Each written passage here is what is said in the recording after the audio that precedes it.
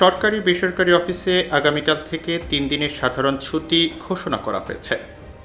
রোববার জনপ্রশাসন মন্ত্রণালয় থেকে এই তথ্য নিশ্চিত করা হয়েছে। জনপ্রশাসন মন্ত্রণালয় জানায়, আগামী সোম, মঙ্গল ও বুধবার নির্বাহী আদেশে দেশের সকল সরকারি বেসরকারি অফিসে সাধারণ ছুটি ঘোষণা করা হয়েছে। এদিকে রোববার সন্ধ্যা ৬টা থেকে অনির্দিষ্টকালের জন্য কারফিউ ঘোষণা করেছে স্বরাষ্ট্র মন্ত্রণালয়। এর আগে কোটা সংস্কার আন্দোলন ঘিরে সহিংসতা ছড়িয়ে পড়লে ২১ থেকে ৩০ জুলাই সাধারণ ছুটি ঘোষণা করা হয়। এরপর অফিস আদালত স্বল্প পরিসরে খুলে দেওয়া হয়।